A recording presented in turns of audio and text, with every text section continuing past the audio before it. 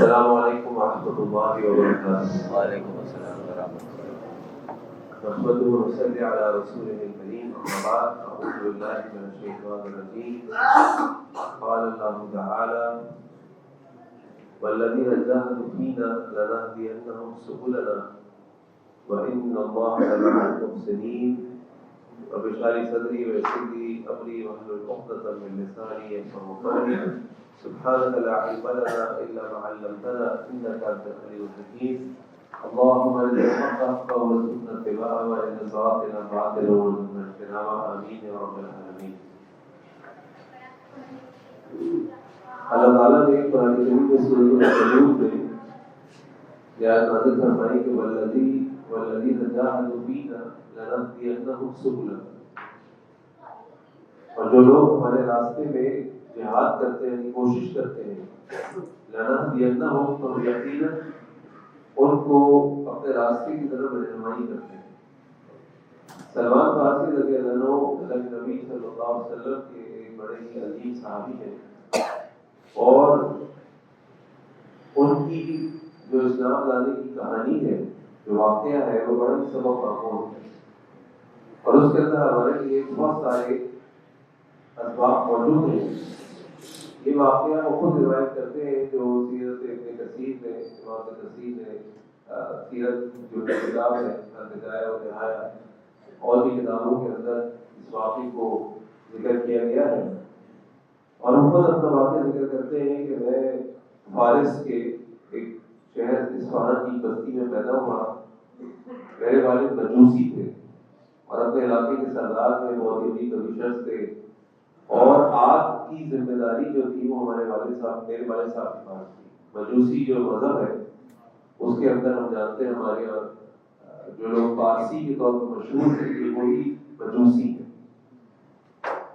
اور یہ آگ جلا کے رکھتے ہیں، اور ان کا ایک تصور ہے جس کی وجہ سے آپ نے سنا ہوگا کہ جب ان کے مردہ کچھ مر جاتا ہے تو اس کو کسی اونچی جگہ پہ چھوڑ دیا جاتا ہے، پھر جا کے اس کی لاش کو کھا جاتے ہیں، اس کو روز کے ختم کرتے ہیں۔ یہ وہ عقیدہ یہ ہے کہ جب انسان مر جاتا ہے تو وہ ناپاک ہو جاتا ہے، لہٰذا اس کو مٹی میں دفن نہیں کرنا بلکہ اس کو ضائع کر دینا ہے، چھوڑ دینا نہیں، تاکہ جانور وغیرہ کھا کے اس کو ختم کر دیں۔ اور یہ وہ واحد مذہب ہے جس کے اندر دو بڑے خداؤں کا تصور ہے، باقی جتنے مذاہب ہیں ان کے اندر ایک بڑے خدا کا تصور ہے، یہاں تک کہ ہندو مذہب بھی جو ہے اس کے اندر لاکھوں کروڑوں کے خدا ہے معاذ اللہ، لیکن ان سب میں ایک خدا جو ہے وہ سب سے بڑا ہے۔ ان کے یہاں دو خدا ہیں جو بڑے ہیں۔ تو بہرحال ان کا تعلق فارس سے ہے، اور سلمان فارسی رضی اللہ عنہ کی ولادت بھی کیسی گھر میں خاندان میں ان کے والد اپنے علاقے کے سردار بھی تھے، بہت امیر پوزیشن بھی تھے، جائیدادیں تھی، زمین تھی، اور آگ کی ذمہ داری بھی ان کے پاس تھی کہ آگ کو بجھنے نہیں دینا۔ سلمان فارسی فرماتے ہیں کہ میں اپنے والد کو دنیا میں حشر سے زیادہ محبوب تھا، سب سے زیادہ مجھ سے وہ پیار کرتے تھے، اور مجھے وہ اپنے گھر میں ہی رکھتے تھے تاکہ مجھے باہر کی کوئی ہوا نہ لگے، اور میری ذمہ داری یہ تھی کہ میں نے آگ کو بجھنے نہیں دینا، بے روئے رات میری ذمہ داری آگ کی نگرانی تھی۔ ایک دن میرے والد صاحب کسی کام میں مصروف ہو گئے، کوئی معاملہ درپیش ہوا، تو انہوں نے مجھ سے کہا بیٹا آج میں کافی مصروف ہوں، ایک کام کرو تم ذرا زمین میں چکر لگا کے آ جاؤ۔ میں اپنے گھر سے نکلا، جو میں نکلتا نہیں تھا، اور زمین کی طرف گیا تو راستے میں گزرتے ہوئے میں نے ایک گرجا گھر کو دیکھا جہاں پہ عیسائی لوگ جو تھے وہ عبادت کر رہے تھے۔ مجھے آواز نہیں آئی، میں رک گیا، اندر چلا گیا۔ میں نے دیکھا کہ ان کا عبادت کا طریقہ تو بڑا اچھا ہے، ہمارا عبادت کا طریقہ تو ایسا نہیں ہے۔ تو میں نے ان سے پوچھا کہ بھائی آپ لوگ کون ہو؟ مجھے بتایا گیا کہ ہم عیسائی مذہب سے ہیں، ہمارا مذہب جو ہے وہ شام سے نکلا ہے۔ تو مجھے مذہب بڑا اچھا لگا، اور میں شام تک وہیں بیٹھا رہا، جب سورج غروب ہو گیا میں واپس آیا، میرے والد صاحب نے مجھ سے پوچھا کہ تم گئے تھے زمینوں پہ، کیا دیکھا، کیا ہوا؟ تو میں نے کہا کہ میں جا نہیں سکا، میں راستے سے گزر رہا تھا اور میں نے ایک گرجا گھر دیکھا، بڑی اچھی مجھے ان کی عبادت لگی اور میں وہیں رک گیا۔ والد صاحب ناراض ہوئے، تم نے کیا کیا؟ میں نے تمہیں کسی کام سے بھیجا تھا، اور یاد رکھو جو تمہارے ماں باپ کا مذہب ہے وہ سب سے بہتر ہے، اس سے بہتر کوئی مذہب نہیں۔ تو سلمان فارسی فرمانے لگے کہ میں اپنے والد صاحب سے کہا کہ نہیں، یہ جو مذہب میں نے آج دیکھا ہے بلی یہ بہت اچھا مذہب ہے۔ بہرحال میرے والد صاحب کو اس بات سے ڈر ہوا تو میں نے مجھے گھر میں بند کر دیا اور میرے پیروں میں بیڑیاں ڈال دی۔ میں نے پیغام بھیجا گرجا گھر کی طرف کہ اگر کوئی قافلہ ایسا ہو کہ شام کی طرف جا رہا ہو تو مجھے خبر دینا، میں قافلے کے ساتھ جانا چاہتا ہوں۔ بہرحال قافلہ آیا، جا رہا تھا واپس، تو مجھے بتایا گیا تو میں اپنی بیڑیاں توڑ کے نکلا اور اس قافلے کے ساتھ شام چلا گیا، موصل چلا گیا موصل۔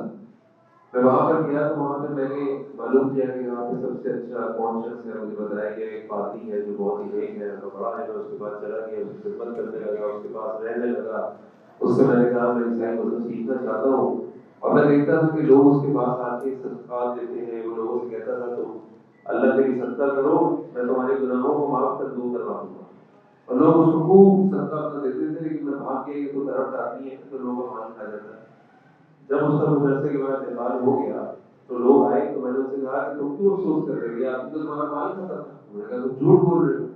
تو میں جھوٹ نہیں بول رہا ہوں، اور کھانے میں لے گیا اور بڑے بڑے 7 مٹکے دکھائے جس کے اندر انہیں لوگوں کا صدقہ جمع ہوا تھا، سونے اور چاندی کی چیزیں جو وہ اس پادری کو دیا کرتے تھے کہ تم غریبوں مسکینوں میں بانٹ دو اور اللہ سے ہمارے گناہوں کی معافی مانگو اور کفارہ دو۔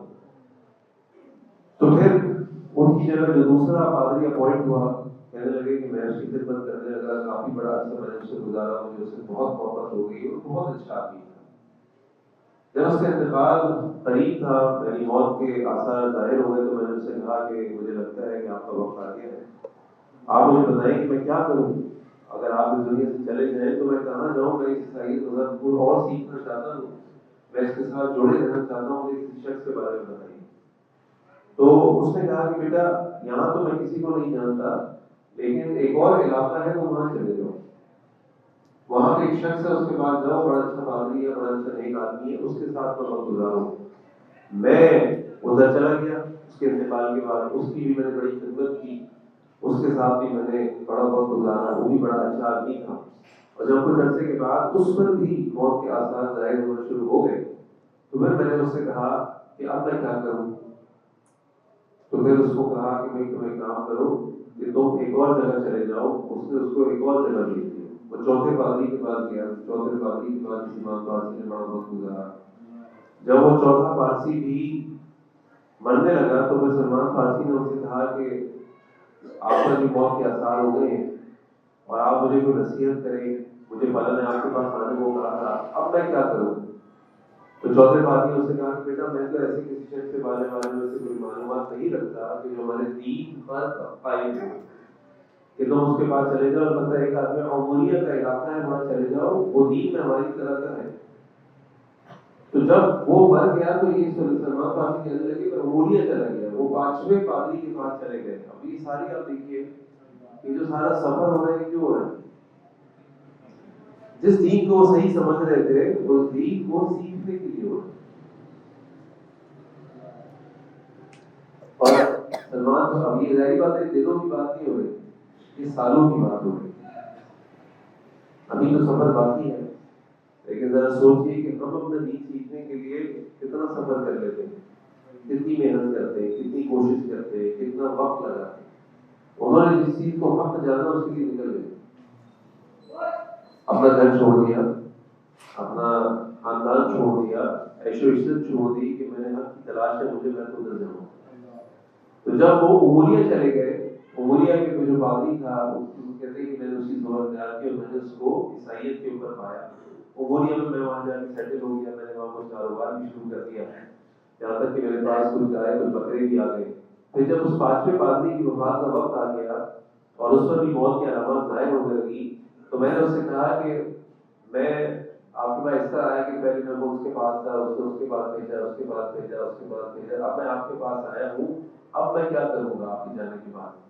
تو اس نے کہا کہ بیٹا میں تو دنیا میں کسی ایسے شخص کو نہیں جانتا جو ہمارے دین پر قائم ہو، اور میں تمہیں کہوں کہ اس کے پاس چلے جاؤ، لیکن جو آخری نبی ہے نا اس کی کچھ علامات ہے اور اس کا وقت نہیں بڑھنے والا ہے۔ اس کی ایک علامت تو یہ ہے کہ اسے دین ابراہیم کے ساتھ مبعوث کیا جائے گا، ابراہیم علیہ السلام کے دین پر وہ مبعوث کیا جائے گا، وہ عربوں، نمبر 2 عربوں کی سرزمین سے ظاہر ہوگا، نمبر 3 وہ ایسے شہر کی طرف ہجرت کرے گا جو دو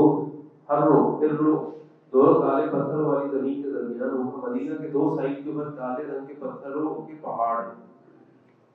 اس زمانے میں تو اس کا نام مدینہ نہیں تھا، اس زمانے میں تو اس علاقے کا نام یثرب تھا، اور اس کے درمیان ان 2 پہاڑوں کے درمیان کھجوروں کے درخت ہوں گے۔ اس کی اور بھی علامات ہوگی جو چھپی ہوئی نہیں ہوگی۔ ایک علامت، چوتھی علامت اس کی ہوگی کہ وہ صدقہ نہیں کھائے گا، پانچویں علامت اس کی یہ ہوگی کہ وہ ہدیہ قبول کرے گا، ہدیہ بھی کھائے گا۔ اور چھٹی علامت یہ ہوگی کہ اس کے کندھوں کے درمیان، دو کندھوں کے درمیان مہر نبوت ہوگی۔ اگر تمہیں موقع ملے تو تم عربوں کی سرزمین تک پہنچ جاؤ۔ سلمان فارسی فرماتے ہیں جب وہ فوت ہو گئے تو میں بھی عبوریہ سے یثرب کی طرف نکل گیا۔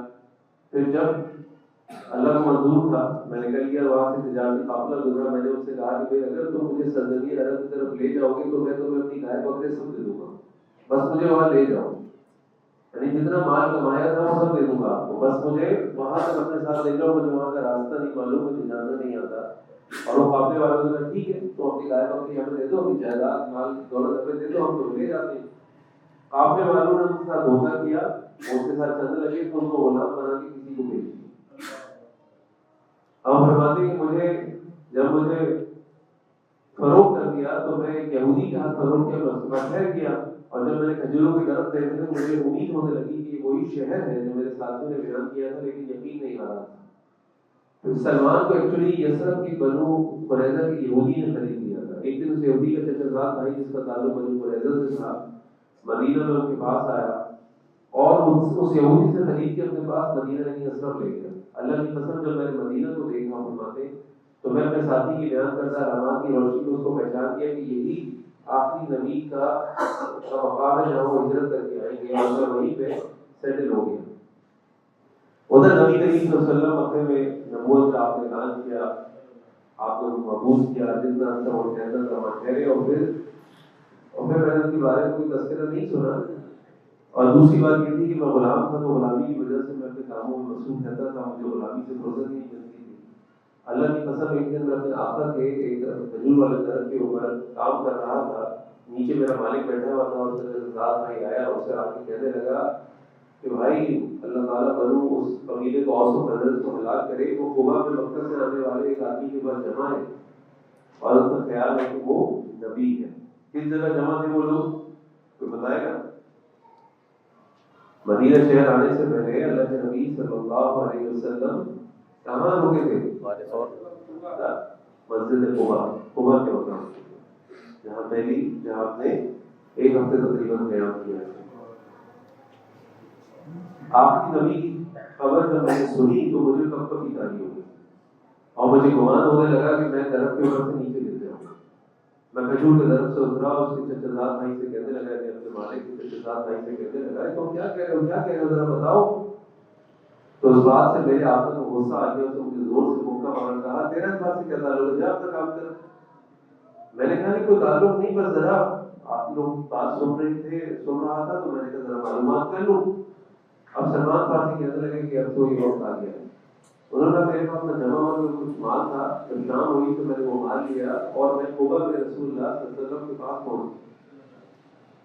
میں نے آپ صلی اللہ علیہ وسلم پر داخل ہوا، میں نے ان سے کہا کہ مجھے یہ بات پتہ چلی ہے کہ آپ کو نیک آدمی ہیں اور آپ کے ساتھ جو لوگ ہیں وہ غریب و ضرورت مند ہیں، یہ میرے پاس کچھ صدقے کا مال ہے، میں چاہتا ہوں کہ مال آپ لیں۔ نبی کریم صلی اللہ علیہ وسلم نے اس مال کو لیا اور اپنے صحابہ سے کہا تم لوگ کھا لو، اور نبی کریم صلی اللہ علیہ وسلم نے خود اس مال میں سے نہیں کھایا۔ کیوں نہیں کھایا؟ اس لیے نہیں کھایا کہ اللہ کے نبی صلی اللہ علیہ وسلم کا صدقہ حلال نہیں تھا، آپ صدقہ نہیں کھاتے تھے، اور یہی اس پادری نے نشانی بتائی۔ کہنے لگے پھر میں چلا گیا، پھر میں نے کچھ مال جمع کیا، مزدوری کی، اور رسول صلی اللہ علیہ وسلم مدینہ منتقل ہو چکے تھے۔ میں پھر وہ مال لے کر آپ صلی اللہ علیہ وسلم کے پاس آیا اور کہا کہ اللہ کے نبی صلی اللہ علیہ وسلم میرا خیال ہے آپ صدقے کا مال نہیں کھاتے، اس لیے ہدیہ یہ تحفہ ہے آپ کے لے کر آیا ہوں، جس کے ذریعے میں آپ کی خدمت کرنا چاہتا ہوں۔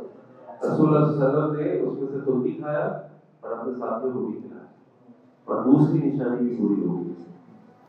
اب آپ ذرا تصور کیجیے، ایک آدمی نے اپنی زندگی کے 25 30 40 سال گزار دیے حق کی تلاش کرتے ہوئے، اپنا سب کچھ لگا دیا، سب کچھ قربان کر دیا۔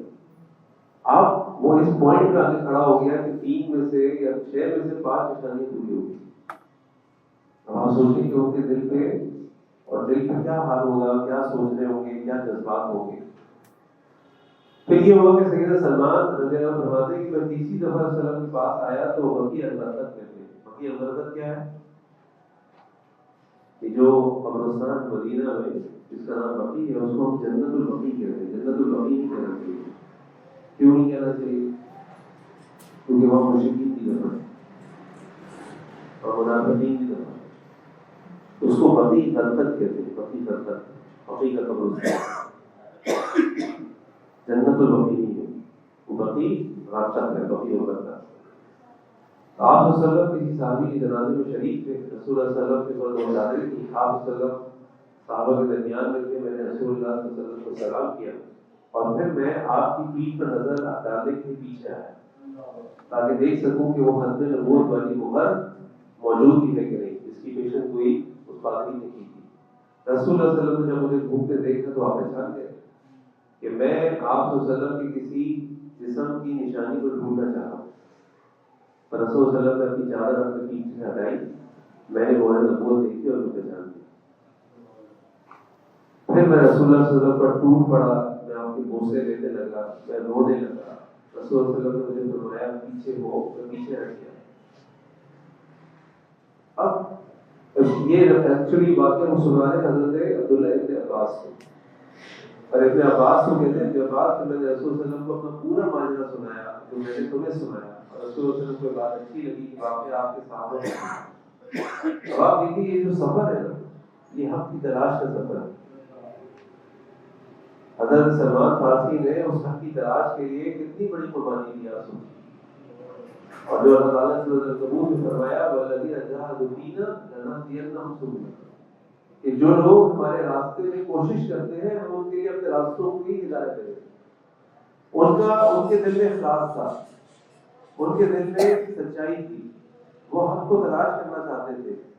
ان کو لگا کہ عیسائیت، جب ان کو لگا کہ عیسائیت حق پر ہے، مجوسیت کو چھوڑ دیا. عیسائیت سے نکل کر جب پتہ چلا کہ آخری نبی ہے تو اس آخری نبی کو قبول کرنے کے لیے تیار ہو گئے. اور یہ سوچیں کہ آدمی نے 30 40 50 سال لگائے ہوں اور اس کے بعد اس کو اس شخص ملا ہو جس کی وہ تلاش کر رہا تھا، تو ان کے دل کی کیا حالت ہوگی اور کیا ان کا جذبہ ہوگا اور کیا ان کے احساسات ہوں گے.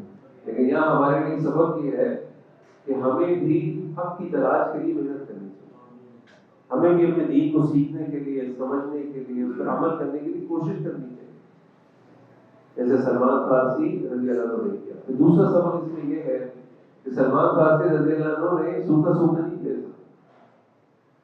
اپنا مال بھی لگایا، اپنی جان بھی لگائی. اور یہی اللہ تعالیٰ نے قرآن کریم میں یہ وعدہ کیا ہے، یہ کہا ان اللہ اشتری من المؤمنین انفسهم واعمالهم بان لهم الجنہ، ان کی جانوں کا اور ان کی مالوں کا سودا کر لیا ہے کیونکہ ان کے لیے جنت ہے، جنت کے وعدے. اور یاد رکھیں کہ اللہ کے نبی صلی اللہ علیہ وسلم فرمایا کہ الا ان سلعۃ اللہ الغالیہ، الا ان سلعۃ اللہ الغالیہ، جان لو کہ اللہ تعالیٰ کا سودا بڑا مہنگا ہے، اور جان لو کہ اللہ تعالیٰ کا سودا جنت ہے. اور یاد رکھیں کہ جنت کی قیمت ہے، کہ جنت کی قیمت سب کو دینی پڑتی ہے. یہ صحابہ بھی دیتے تھے، یہ سلف صالحین بھی دیتے تھے، اور ہمیں بھی دینی. اور جنت کے لیے محنت کرنی پڑے گی، یہ جنت کے لیے کوشش کرنی پڑے گی، اس جنت کے لیے برداشت کرنی پڑے گی، جنت کے لیے صبر کرنا پڑے گا. یہ ایسے نہیں آئے گی بیٹھے بیٹھے صرف جہنم آئے گی، کچھ نہ کرنے سے صرف جہنم آئے گی. جنت محنت کرنے سے آئے گی، کام کرنے سے آئے گی، کوشش کرنے سے آئے گی. نمبر 3، باپ دادا کی ہڈی تقلید یا پیروی نہیں. اب آپ سوچیں نا، ایک آدمی خالی باپ دادا کا مذہب نہیں چھوڑ رہا، بلکہ وہ سرداری چھوڑ رہا ہے، وہ مال چھوڑ رہا ہے، وہ اپنا گھر چھوڑ رہا ہے، وہ اپنی آسائش حرام چھوڑ رہا ہے. کس لیے چھوڑ رہا ہے؟ کہ وہ حق کو حاصل کرنا چاہتا ہے، وہ حق کو تلاش کرنا چاہتا ہے. یہ جستجو ہمارے اندر ہونی چاہیے. ہم تو اپنے ماں باپ کے دین، ماں باپ کے طور طریقوں کو چھوڑنے کو تیار نہیں. دین تو چھوڑ دیں، دنیا میں بھی چھوڑنے کو تیار نہیں. اچھا، دنیا کے معاملات میں تو سب چھوڑ دیتے ہیں، دنیا کے لیے ماں باپ کو چھوڑ دیتے ہیں، لیکن دین کے لیے ماں باپ کو نہیں چھوڑ سکتے. میں نہیں کہہ رہا ماں باپ کو چھوڑیں، میں آپ سے کہہ رہا ہوں کہ یہ دیکھیے کہ اگر وہ طریقہ جو ماں باپ کا طریقہ ہے دین کے اوپر ہے، دین کے مطابق ہے، تو ٹھیک ہے، الحمدللہ ثم الحمدللہ. اللہ کے نبی یعقوب علیہ السلام کے بارے میں اللہ تعالیٰ قرآن نے فرمایا اذ حضر یعقوب الموت، جب یعقوب علیہ السلام کے اوپر موت کا وقت آیا اس قال لبنیہ، تو انہوں نے اپنے بچوں سے کہا ما تعبدون من بعدی، بیٹا میرے بعد کس کی پیروی کرو گے، کس کی عبادت کرو گے؟ قالوا، تو ان کے بچوں نے کہا نعبد الہک، ابا جی ہم عبادت کریں گے آپ کے الہ کی، وَإِلَٰهَ آبَائِكَ إِبْرَاهِيمَ وَإِسْمَاعِيلَ وَإِسْحَاقَ، آپ کے والد، آپ کے ابا و اجداد ابراہیم، اسماعیل، اسحاق علیہ السلام الہ واحدہ، جو کہ واحد الہ ہے، وَنَحْنُ لَهُ مُسْلِمُونَ، اور ہم اس کے فرما بردار ہیں۔ ماں باپ کی جو ذمہ داری ہے اپنے بچوں کو سکھائیں، یہ ہماری بھی ذمہ داری ہے، لیکن ساتھ ساتھ اولاد کی بھی ذمہ داری ہے کہ اگر جیسے ابراہیم علیہ السلام نے اپنے والد کو شرک میں دیکھا تو کیا کیا؟ اپنے والد کو بھی دعوت دی، چھوڑ دیا ان کے دین کو۔ سلمان فارسی نے دیکھا تو کیا کیا؟ اپنے والد کے دین کو چھوڑ دیا، کیونکہ وہ حق کو حاصل کرنا چاہتے تھے۔ تو ہماری یہ بحیثیت ماں باپ ذمہ داری ہے اپنی اولاد کی تربیت کریں، لیکن اگر ہمارے ماں باپ صحیح دین پر نہ ہو، حق پر نہ ہو، غلط کام کر رہے ہو تو ہم ان کو چھوڑنا ہوگا، لیکن چھوڑتے ہوئے جو اسوہ ہوگا وہ بھی اللہ تعالیٰ نے قرآن کریم میں بیان کیا، جو ابراہیم علیہ السلام نے اپنے والد سے بات کی کہ اپنے والد یا ابتی یا ابتی یا ابتی، اے پیارے ابو جان، اے پیارے ابو جان، اے پیارے ابو، آپ کیوں شرک کر رہے ہیں، آپ کیوں شیطان کی پیروی کر رہے ہیں، آپ کیوں اس کی عبادت کر رہے ہیں؟ کوئی بدتمیزی نہیں، کوئی ناراضگی نہیں، اور یہ اینڈ میں جاتے ہوئے کہا ابا جی میں آپ کے لیے دعا کروں گا۔ اور جب پتہ چلا کہ باپ کا انتقال ہو گیا شرک کی حالت میں، پھر دعا کا حکم آیا کہ تم کسی مشرک کے لیے دعا نہیں کر سکتے، لہٰذا پھر دعا چھوڑو۔ لیکن اگر والدین کو چھوڑنا بھی ہے، ان کے طریقے کو بھی چھوڑنا ہے، لیکن ان کے حقوق نہیں ختم ہوں گے، ان کی خدمت ختم نہیں ہوگی، ان کا اکرام ختم نہیں ہوگا، ان کے طریقے کو چھوڑ دیں گے۔ اس کے بعد آپ یہ دیکھیے کہ جب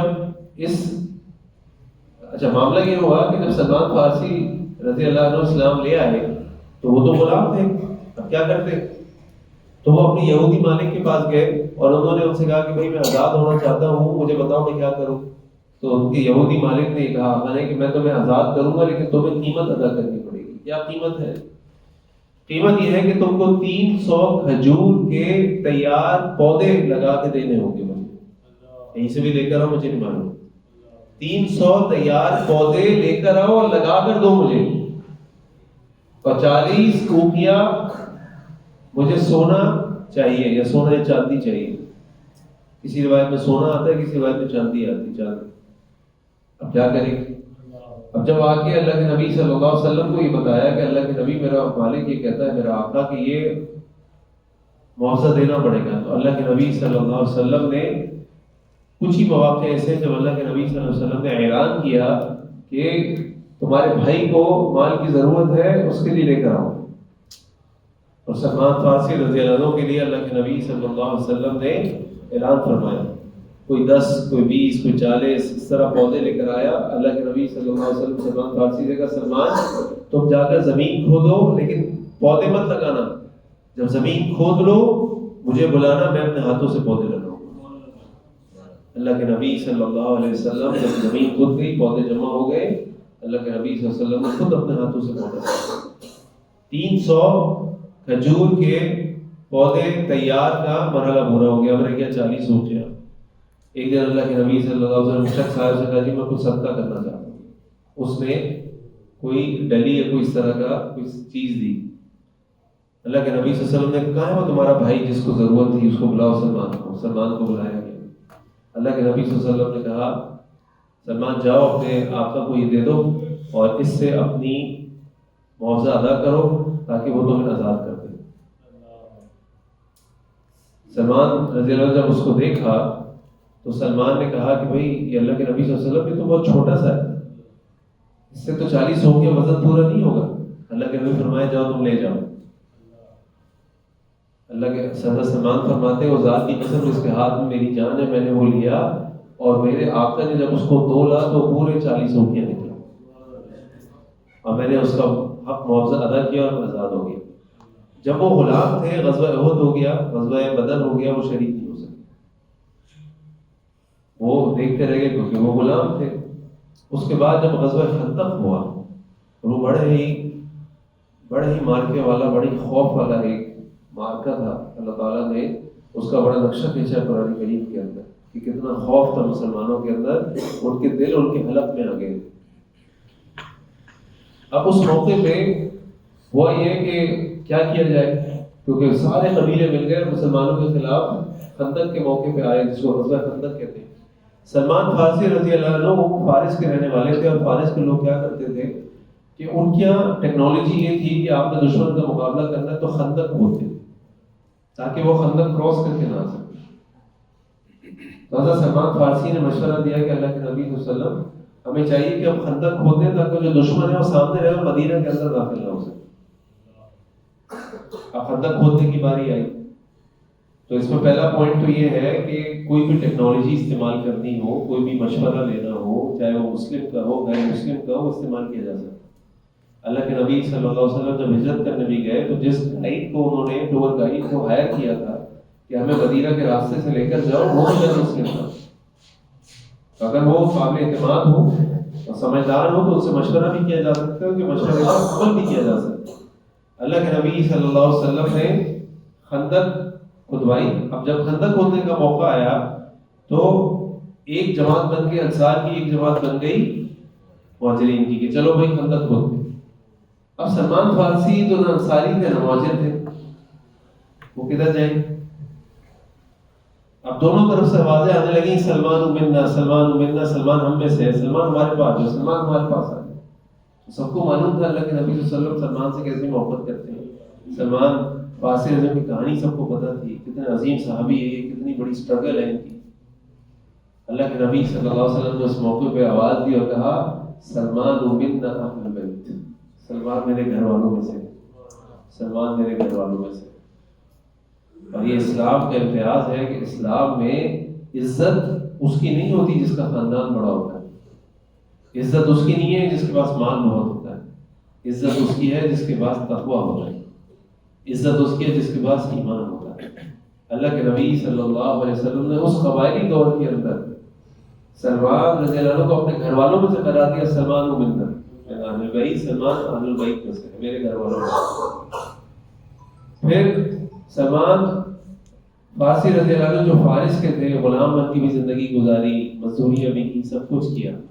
جب جنگ قادسیہ کا موقع ہے ابو بکر صدیق رضی اللہ عنہ زمانے میں، تو سلمان فارسی رضی اللہ عنہ اس لشکر میں شامل تھے جس لشکر نے قادسیہ کو فتح کیا، یعنی فارس کو فتح کیا۔ اور جب فارس کو فتح کیا تو جو فارس کے سردار کا جو محل تھا اس میں سلمان فارسی رضی اللہ عنہ کو بھیجا گیا، اور سلمان فارسی نے اس محل کو دیکھا، یعنی وہ فارس کے تھے اور فارس فتح ہوا ان کے سامنے۔ اور پھر ابو بکر صدیق رضی اللہ عنہ نے سلمان فارسی کو وہاں کا گورنر بنایا، فارس کے گورنر سلمان فارسی رضی اللہ عنہ۔ تو بات یہ ہے کہ سلمان فارسی رضی اللہ عنہ کی ایک تو جو واقعہ ہے بڑا ہی قابل قدر اور سننے اور رشک والا ہے، پھر ان کی جو قربانیاں ہیں وہ ہمارے لیے آئینہ ہے کہ ہم بھی دیکھیں کہ ہم اپنی زندگی میں اپنے دین کے لیے کیا قربانیاں دیتے ہیں، کتنی محنت کرتے ہیں، پھر ہم کتنا مال اور اپنی کتنی جان اللہ کے راستے میں خرچ کرتے ہیں۔ بڑا آسان سی ایکویشن ہے، دنیا کی زندگی اتنی سی ہے، آخرت کی زندگی لامحدود ہے۔ اب لامحدود زندگی کے لیے ہم اپنا وقت، مال اور جان کتنی خرچ کرتے ہیں، اور اتنی زندگی کے لیے اپنی جان، مال اور وقت کتنی کرتے ہیں۔ یہ ہم خود اپنا جائزہ لے لیں کہ ہمارے لیے کون سی زندگی کی کتنی اہمیت ہے۔ ہمیں اس زندگی کی فکر ہے کہ ہمیں اس زندگی کی فکر ہے؟ ہمارا دن، ہماری رات اس زندگی کی فکر میں گزرتی ہے، ہمارا دن، ہمارا رات اس زندگی کی فکر میں گزرتا ہے؟ یہ سوچیں، اور پھر یاد رکھیں کہ اللہ تعالیٰ اپنے بندوں کو مایوس نہیں کرتے۔ سلمان فارسی جو فارس سے آئے، غلام بن گئے، اور پھر اس حالت میں فارس گئے کہ وہاں کے گورنر بن گئے، یعنی وہاں کے صدر بن گئے، مسلمانوں کی خلافت کی طرف سے نمائندہ تھے فارس کے۔ اور پھر جو اللہ تعالیٰ نے قرآن کریم فرمایا ان مع العسر یسرا فإن مع العسر یسرا، ہر مشکل کے بعد آسانی ہے، ہر مشکل کے بعد آسانی۔ تو انسان پر یہ قربانی دینے کا یہ مرحلہ آتا ہے، لیکن اس کے بعد دنیا میں اللہ آسانی دے دے تو دونوں میں نور ہے، لیکن آخرت میں جو آسانی ہے اس کو ملے گی، جو رحمت اللہ تعالیٰ کی اس کو ملے گی، اور جو جنت اس کو ملے گی، اس سے بڑھ کے کوئی آسانی نہیں۔ اللہ تعالیٰ سے دعا ہے کہ اللہ تعالیٰ ہمیں بھی اپنی زندگی کو ایسی زندگی کی طرح گزارنے کی توفیق عطا فرمائے جس میں ہم اپنا وقت اللہ کے لیے لگاتے ہیں، ہم حق اور سچ کی تلاش کے لیے، علم کو حاصل کرنے کے لیے کوشش اور محنت کرتے ہیں، اپنے دین کے لیے اور جنت کے لیے اپنے جان مال اور وقت کو لگاتے ہو، اور یاد رکھیں کہ عزت والوں کی ہے اللہ تعالیٰ کے، ایمان والوں کی اللہ تعالیٰ کی۔ اللہ سے دعا ہے کہ اللہ تعالیٰ ہمیں سلمان فارسی رضی اللہ عنہ کی زندگی سے سبق سیکھنے کی توفیق عطا فرمائے۔ سبحانک اللہم وبحمدک اشہد ان لا الہ الا انت استغفرک و اتوب الیک۔ السلام علیکم و رحمۃ اللہ وبرکاتہ۔